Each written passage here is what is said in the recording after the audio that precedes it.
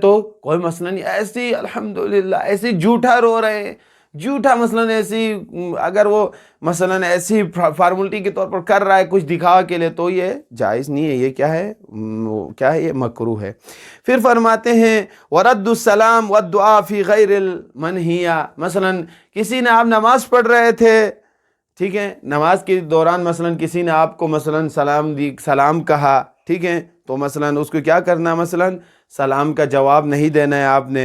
مثلا یہ کیا ہے، سلام کا جواب دینا ہے آپ نے، کسی ایسے طریقے سے دینا ہے آپ کے سلام کا جواب کہ مثلا کسی دعا میں ہو، ایسی کوئی چیز نہ پڑھے نماز کی حالت میں پوری اس کو کہانی پوری اس کی حالت حضرات پوچھ رہے، ایسی چیزیں نہ ہو۔ وَالدُّعَاءُ فِي غَيْرِ الْمَنْهِ، مثلا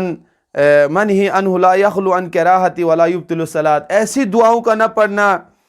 ٹھیک، دعا بھی نہ کرنا، مثلا ایسی دعا کرنا پڑا نماز کے اندر جس سے آپ کی نماز کیا ہوتی ہو، باطل ہوتی ہو، ایسے نماز کیا کرتے ہیں، نماز ایسے دعائیں جو مثلا منع کیا ہے نماز کے اندر، تو اس نماز سے ہم مکروہ ہے، ہم ان دعاؤں کو بھی نماز میں نہ پڑھے، یہ مکروہات نماز ہو گئی، اس کا ہمیں خاص خیال رکھنا ہوگا۔ نماز کی حالت میں ہم کھانستے ہیں، ہم مثلا آہ و بکا کرتے ہیں،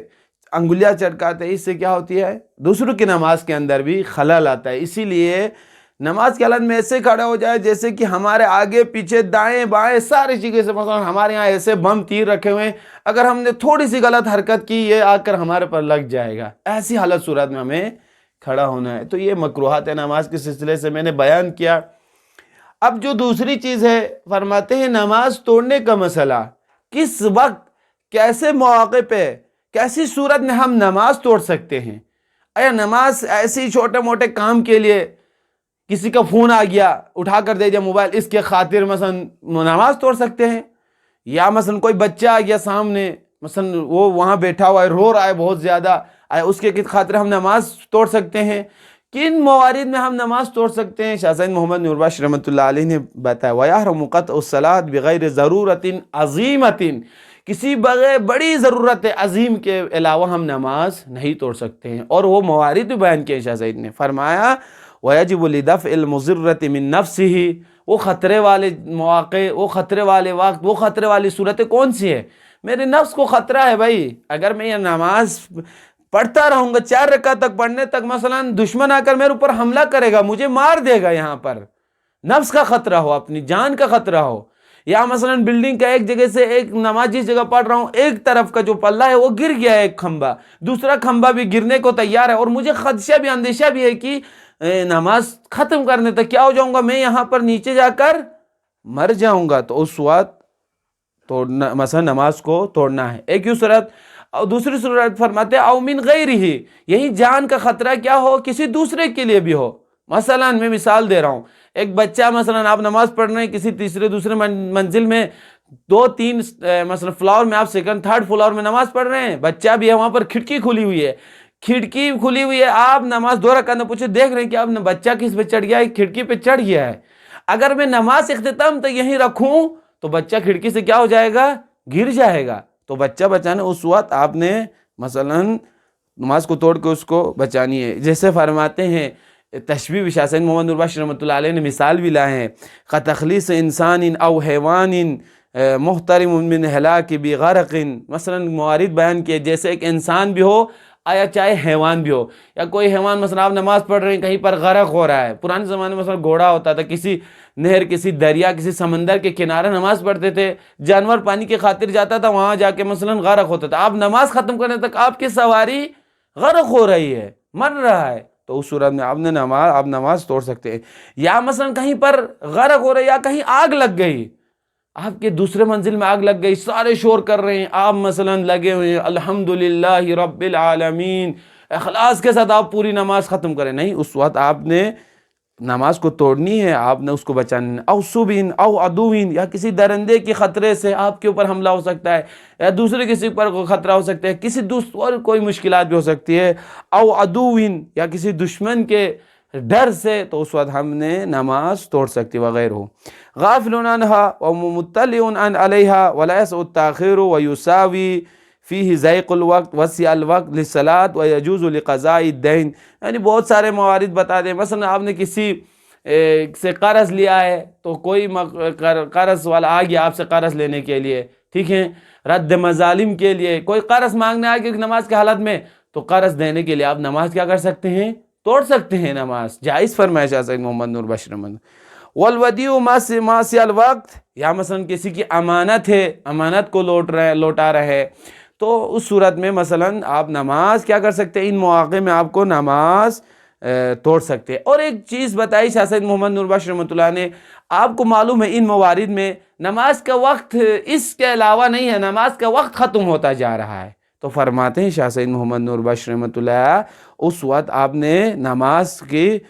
مثلا آپ کو نماز پوری کرنی ہے۔ مثلا ایک ایسا وقت، یہ تاخیر وہ والی چیز ہے، مثلا رد مظالم کا ٹائم آ گیا، جب قرض دینے کا ٹائم ہوگا، تو اس وقت اگر آپ کے پاس وقت کی گنجائش نہ ہو تو اس صورت میں آپ نے نماز اختتام کر کے اسے کیا کرنا ہے؟ اس کے قرض اسے دینا ہے۔ تو یہ ایک مسئلہ ہو گیا، نماز بہت ہی ضرورت عظیمہ کی صورت میں ہم نماز توڑ سکتے ہیں، خلاصہ ہے۔ اب اور ایک چیز ہے یہاں پر، نماز کی رکعتوں کو ہم مثلا میں ابھی تراویح پڑھ رہا ہوں، مجھے یاد نہیں رہتی ہے، تو میں کس طریقے سے نماز کی رکعتوں کو گنوں؟ فرماتے ہیں وَلَوْ أَدَّ رَكَعَتُهُ بِالْحَصَىٰ أَوْ بِقَعْدِ الْأَصَابِعِ أَوْ بِخَطٍ عَلَى الْأَرْضِ أَوْ عَلَى الْجِدَارِ، مثلا یہ تو کر سکتے ہیں۔ فرماتے ہیں شاہ سید محمد نور بخش رحمۃ اللہ، یا مثلا نماز کے لیے کچھ کنکریاں لا کر کریں، آپ کنکریاں رکھیں، مثلا ابھی 2 رکعت ہو گئی تو ایک کنکریاں 2 کنکریوں کو ادھر رکھیں، اس طریقے سے بھی نماز کی شمار کر سکتے ہیں۔ او بعقد الاصابع، یا جو مثلا ہماری انگلیوں میں مثلا جو اس طرح کے سرے بنے ہوئے ہیں، مثلا ابھی 2 رکعت ہو گئی یا سورہ گننا ہو، ان کے اوپر بھی آپ شمار کر سکتے ہیں نماز کی رکعتوں کو۔ او بخط الارض، یا مثلا کہیں زمین پہ پڑھ رہے ہیں آپ، لکیر کھینچیں زمین پہ، 2 رکعت کے بعد لکیر کھینچیں، یوں کر کے نماز میں بھی لکیر کھینچیں آپ، مثلا زمین پہ کھینچ رہے ہیں وہاں کھینچ سکتی ہے، لکیر کھینچیں۔ او علی الجدار، نزدیک پہ کوئی دیوار ہو، دیوار پہ کھینچیں آپ، 1 2 3 4 رکعت 5 رکعت 6 رکعت، یہ بھی کر سکتے ہیں۔ او علی الجدار او سوى امامته ولو ب3 اقدات او دفع ما يشغله بغیر كثير لا باس به، مثلا آپ چاہتے ہیں مثلا نماز کی حالت میں، اس سے نماز آپ فرماتے ہیں شاہ سید محمد نور بخش رحمۃ اللہ علیہ، مثلا نماز کی حالت میں آپ امامہ ٹھیک کر رہے ہیں، 2 3 گروہ میں ٹھیک کر رہے ہیں، ٹھیک ہے، یہاں فرما رہے ہیں وہ ب3 اقدات، 3 دفعہ ہوں، 3 گرہ کیوں نہ ہو، نماز کے مثلا توجہ ہٹانا، یہ چیزیں نماز کی آپ کی توجہ نہیں ہٹاتی ہے، ٹھیک ہے، آپ ان چیزوں سے علاوہ کوئی دوسری چیز آپ بغیر کثیر لا باس بھی، مثلا ان امامے کو ٹھیک کرنا، ٹوپی کو ٹھیک کرنا، اس سے آپ کی نماز باطل نہیں ہوتی ہے، لیکن اس سے زیادہ کوئی کام انجام دے تو آپ کی نماز کیا ہوگی؟ نماز کے اندر آپ کوئی دوسرا کام انجام دے تو اس سے نماز کے اندر آپ کا خلل آئے گا۔ تو یہاں پر میں ایک نقطے کی طرف میں اشارہ کرنا چاہتا ہوں کہ ہمارے علاقے میں، خاص طور ملت صوفیہ نور بخشہ میں، جب ہمارے عزیزان طلاب شیخ صاحبان امامہ اور لباس کے ساتھ جاتے ہیں، کہتے ہیں کہ امامہ ہمارے اس میں نہیں ہے، ہمارے ردا اس میں نہیں ہے، انشاءاللہ جب امام جماعت کے جو مثلا امام جماعت کی جو شرائط آئیں گے میں اس میں بھی بیان کروں گا۔ یہاں پر بھی شاہ سید محمد نور بخش رحمۃ اللہ علیہ نے مثلا ایک عام آدمی کے لیے بتایا ہے، پرانے اس زمانے میں ایک بوڑھے لوگ ہیں، عام آدمی بھی ایک امامے کی صورت میں 1 2 3 کپڑا 3 گروہ میں بانٹ کر رکھتا تھا، پہنتے تھے،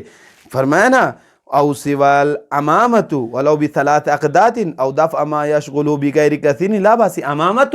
امامے کا لفظ یہاں پر آیا ہے، شیخ صاحبان تو کیا، ایک عالم تو کیا، ایک عام آدمی بھی امامہ نماز کی حالت میں مثلا ایک امامہ کا رکھتا تھا۔ آپ لوگوں کو یاد ہوگا نہیں، ہمارے جو بزرگ ایریا میں بزرگ لوگ لیتے ہیں، دیکھیں وہ لوگ کچھ ایک کپڑے کو یوں باندھ کر رکھتے ہیں، ٹھیک ہے، تو امامے کے ایک جواز یہاں سے ملتا ہے، اور امام جمعہ اور امام جماعت کے شرائط میں بھی انشاءاللہ جب آئیں گی تو میں وہاں پر بھی بیان کروں گا۔ تو یہیں پر ہم کافی سمجھتے ہیں آج کے لیے، انشاءاللہ اگر وقت ملا تو آئندہ والے درس میں ہم بیان کریں گے۔ والسلام علیکم ورحمۃ اللہ وبرکاتہ۔